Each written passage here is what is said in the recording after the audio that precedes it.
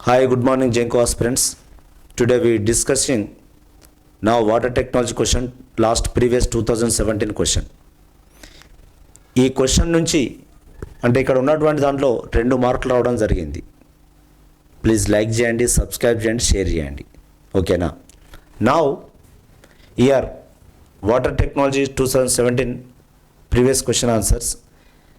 Here the conductivity of boiler feed water in the thermal power plant is generally in the range of the conductivity of boiler feed water. ఎంత important అంటే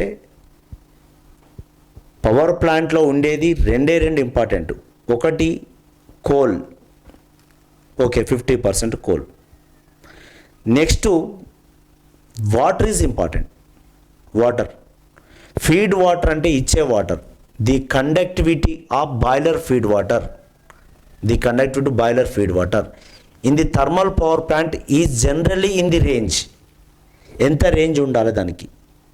ఒక్కటే, దాంట్లో ఉండే వాటర్లో ఎటువంటి ions ఉండద్దు, zero minerals ఉండాలి. DM water plant deionised mineral or deionised mineral demineralized water plant. ఓకేనా? ఎంత ఉండాలి మరి? What is the range? ఇక్కడ ఇచ్చినటువంటి ఆన్సర్లో 0.0032 0.01 microsiemen per centimetre, 0.321 microsiemen per centimetre, 3 to 10 microsiemen per centimetre, 30 to 100 microsiemen per centimetre. ఇందులో ఈ ఆన్సర్లో which one is correct?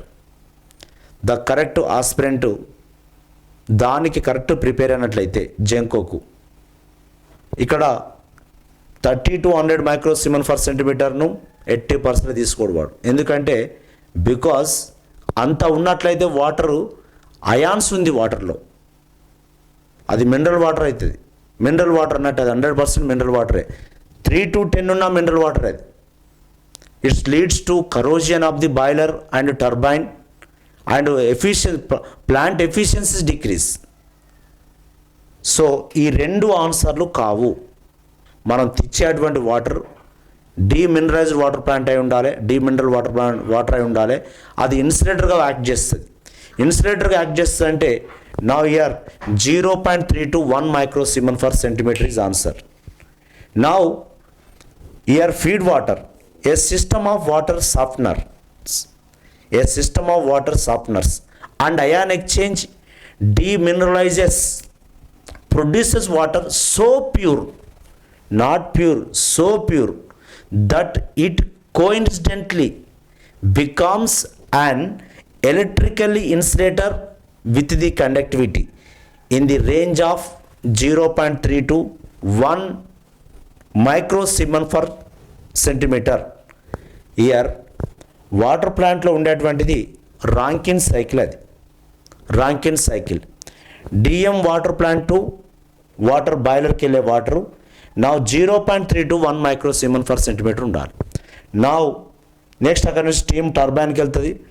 Turbine నుంచి next steam come water condenser to మళ్ళీ డిఎం వాటర్ ప్లాంట్ తోటి కలిసి బాయిలర్కి వెళ్ళిపోతుంది. ఎందుకంటే ఎకనామైజర్ కావున ఆ ఉన్న స్టీమ్ను వదిలిపెట్టదు, మళ్ళీ తిరుగుతుంటుంది. Rankine cycle. ఓకేనా? ఇది last time question. Rankine cycle also question. Thermal power plant ఏ సైకిల్ అని అడిగిండు? Rankine cycle. ఓకేనా? Thank you. Please like and subscribe, share it. Okay.